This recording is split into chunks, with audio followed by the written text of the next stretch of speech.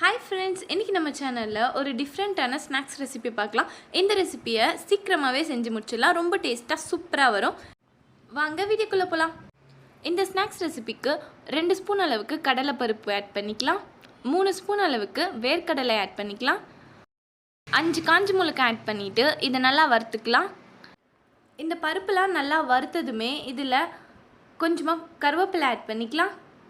இப்போ பருப்பு நல்லா வறுத்து நல்லா கலர் வந்திருக்கு. இந்த ஸ்டேஜில் கொஞ்சமாக கருவேப்பிலை ஆட் பண்ணிவிட்டு 1 ஸ்பூன் அளவுக்கு சீரகம் ஆட் பண்ணிவிட்டு ஒரு 10 மிளகு ஆட் பண்ணிக்கலாம். இப்போ இது எல்லாத்தையுமே சேர்த்து நல்லா வறுத்துக்கலாம். இப்போ பருப்பெல்லாம் வறுத்து ரெடி ஆகிடுச்சு. இதை ஒரு மிக்ஸி ஜாரில் ஆட் பண்ணிவிட்டு இதை நல்லா அரைச்சி எடுத்துக்கலாம். இப்போ ஒரு பவுலில் ஸ்ட்ரெயினர் வச்சுட்டு அதில் 1 கப் அரிசி மாவு, 1/2 கப் அளவுக்கு மைதா மாவு ஆட் பண்ணிவிட்டு தேவையான அளவு சால்ட் ஆட் பண்ணிவிட்டு 1/2 டீஸ்பூன் அளவுக்கு மஞ்சத்தூள் ஆட் பண்ணிவிட்டு 1/2 ஸ்பூன் அளவுக்கு கரம் மசாலா தூள் ஆட் பண்ணிவிட்டு இதை நல்லா இந்த மாதிரி ஜலிச்சு எடுத்துக்கலாம். இப்போ இது எல்லாத்தையுமே ஜலிச்சு எடுத்ததும் இதில் நம்ம அரைச்சி வச்சுருக்க அந்த பவுடர் எடுத்து ஆட் பண்ணிக்கலாம். இப்போ இதில் நல்லா சூடாக காய்ச்சின எண்ணெயை 3 ஸ்பூன் அளவுக்கு ஆட் பண்ணிக்கலாம். இது எல்லாத்தையுமே சேர்த்து நல்லா மிக்ஸ் பண்ணிக்கலாம். இப்போ இது எல்லாத்தையுமே நல்லா மிக்ஸ் பண்ணிவிட்டு இந்த மாதிரி கையில் பிடிச்சோன்னா மாவு அப்படியே கையில் நிற்கணும். இதுதான் கரெக்டான கன்சிஸ்டன்சி. இந்த ஸ்டேஜில் கொஞ்சம் கொஞ்சமாக வாட்டர் ஆட் பண்ணிவிட்டு இதை நல்லா சப்பாத்தி மாவு மாதிரி பிசைஞ்சு எடுத்துக்கலாம்.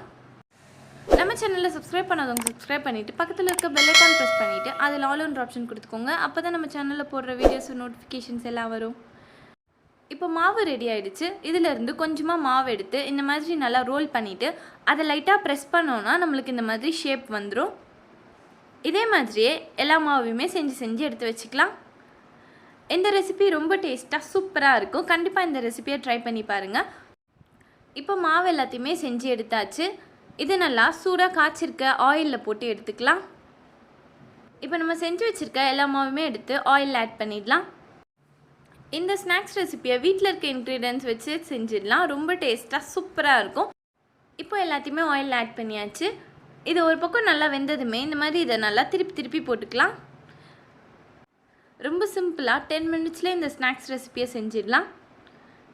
இப்போ இது நல்லா கோல்டன் ப்ரௌன் வந்ததுமே வெளியில் எடுத்துடலாம்.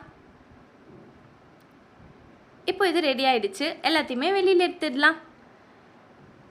இதே மாதிரியே மற்ற இருக்க மாவு எல்லாத்தையுமே ஆயிலில் போட்டு எடுத்துக்கலாம்.